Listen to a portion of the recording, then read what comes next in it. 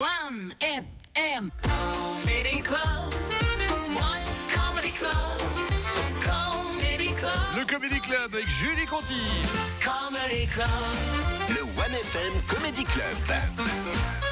C'est sa dernière chronique de la saison. Elle a choisi une thématique légère pour, je crois, la célébrer. Bonjour Julie, comment ça va ? Bonjour. Petit stress, c'est tombé la semaine dernière. Le stalking est désormais punissable en Suisse. Le Parlement a voté son inscription comme délit à part entière dans le code pénal. Alors je vais clarifier ce que c'est que le stalking, parce que je trouve que ça sonne un peu comme le nom d'un nouveau sport. Allez les filles, on démarre cette session de stalking cardio.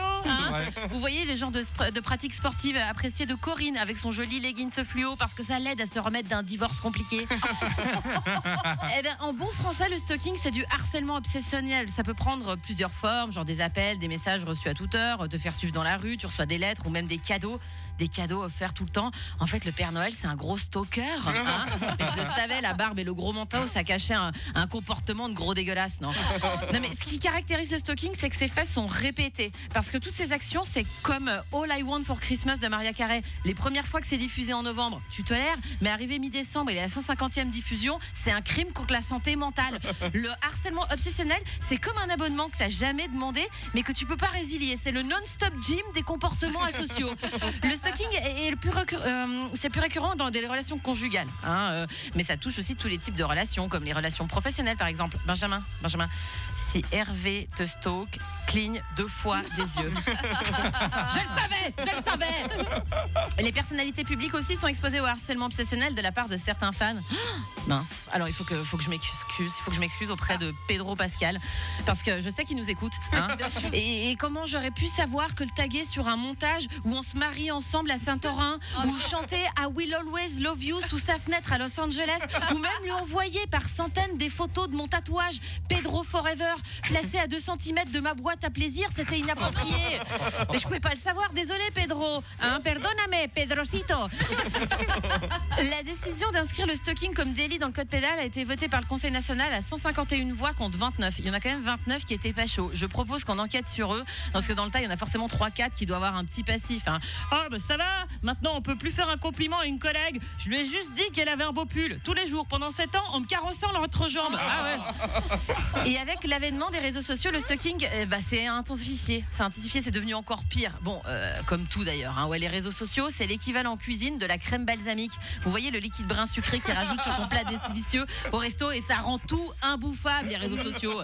Mais oui, c'est trop facile de stalker avec les réseaux. 3 faux comptes, 47 DM, un like et des emojis aubergines et okijik sur un post de 2019, et hop, tu deviens une alerte juridique, et tout ça sans ressortir de ton canapé. Mais avant le numérique, le harcèlement obsessionnel, ça demandait du boulot. C'était de l'artisanat, monsieur. Tu voulais stalker, on en demande 3, que des téléphones fixes. T'appelles 47 fois chez les parents et tu tombes à chaque fois sur sa mère. Mais arrêtez de me harceler. Mais non, c'est pas toi que je harcèle, Corinne, c'est ta fille. Et en 1800, pas de téléphone, ça passait par courrier postal. Tu devais écrire ton petit mot à la main, un truc romantique du genre je t'ai tricoté une écharpe avec mes poils pubiens.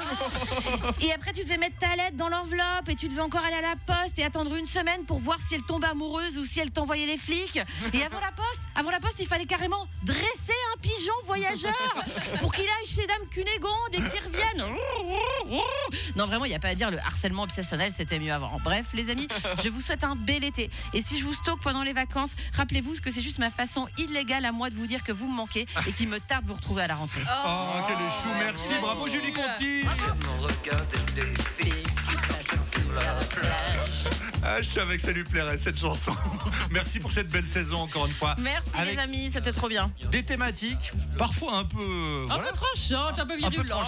Écoute, ça fait partie de mon petit sel à moi. À chaque fois, tu as réussi à en faire quelque chose d'incroyable, à faire passer un message tout en nous faisant rire. Donc bravo et merci beaucoup. Et je voulais dire que la crème balsamique, c'est très bon. Que ce soit sur un magret de canard, des chèvres choux ou un partenaire sexuel, ça passe toujours. Oui, moi j'aime ça, la crème balsamique. Merci Julie Conti. Moi je suis plus crème chantilly sur le partenaire.